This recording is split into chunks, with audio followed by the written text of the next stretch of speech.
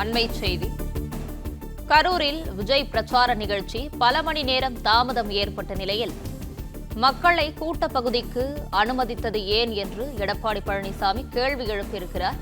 இதுகுறித்தான முழு விவரங்களோடு இணைந்திருக்கிறார் செய்தியாளர் யாதவ் பிரகாஷ். விவரங்கள். கரூரில் தாவேகா பொதுக்கூட்டத்தில் 41 பேர் கூட்ட நெரிசலில் சிக்கி உயிரிழந்த சம்பவம் அதிர்ச்சியை ஏற்படுத்தி இருக்கக்கூடிய சூழ்நிலையில இது தொடர்பாக விசாரணை நடந்து வரக்கூடிய சூழ்நிலையில் அதிமுக பொதுச் செயலாளர் எடப்பாடி பழனிசாமி பிரபல நாளிதழில் வந்திருக்கக்கூடிய அந்த செய்தியை சுட்டிக்காட்டி தற்போது சமூக வலைதளத்தில் பதிவிட்டிருக்கிறார்.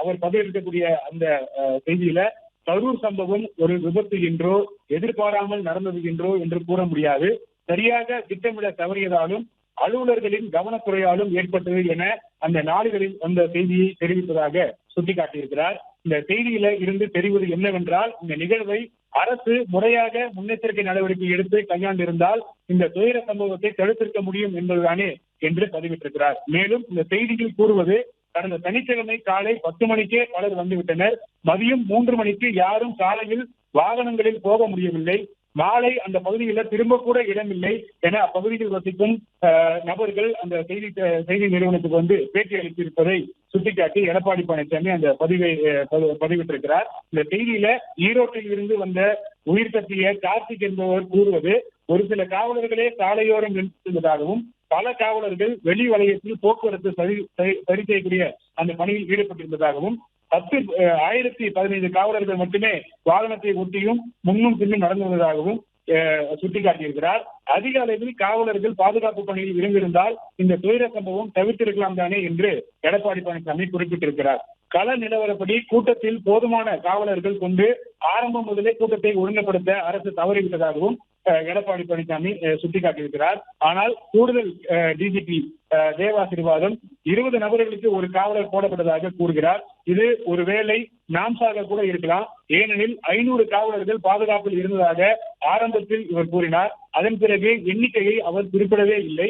மேலும் உண்மையில் எவ்வளவு காவலர்கள் கூட்ட நிகழ்வுக்கு பணியமர்த்தப்பட்டனர் என்பதை ஏன் வெளிப்படையாக கூறவில்லை என்று எடப்பாடி பழனிசாமி கேள்வி எழுப்பியிருக்கிறார். இந்த கரூர் சம்பவ நிகழ்வின் போட்டோக்களிலும் வீடியோக்களிலும் குறிப்பாக கூட்டம் நடந்த இடத்தில் அதிகமான காவலர்கள் காணப்படவில்லை என்றுதான் மக்கள் பேசுகின்றனர். இதையெல்லாம் பாதிக்கப்பட்ட மக்களாலும் சம்பவ இடத்தில் இறந்தவர்களாலும் கூறப்படும் உண்மைகள், இவற்றை மறுக்கவோ மறைக்கவோ முடியாது என்று எடப்பாடி பழனிசாமி தெரிவித்திருக்கிறார். இந்த துயர சம்பவத்திற்கு சரியான பாதுகாப்பு ஏற்பாடுகளை செய்திட தவறிய மாநில அரசின் தவறுகளை மறைத்து இந்த அரசு பெருமைப்படுத்தும் விதமாக பேசும் பக்கவாதியங்கள் இந்த செய்தியை மீண்டும் படித்து உண்மையை உணர்ந்து நடுநிலையோடு பேச வேண்டும் என கேட்டுக்கொள்கிறேன் என்று எடப்பாடி பழனிசாமி தெரிவித்திருக்கிறார். இந்த நிலையில பாதுகாப்பு ஏற்பாடுகள் செய்வதில் குளறுபடி செய்த அரசு நடவடிக்கைகளை ஒரு நபர் விசாரணை ஆணையம் முழுமையாக விசாரிக்க வேண்டும் என்று மக்கள் எதிர்பார்ப்பதாக எடப்பாடி பழனிசாமி பதிவிட்டிருக்கிறார்.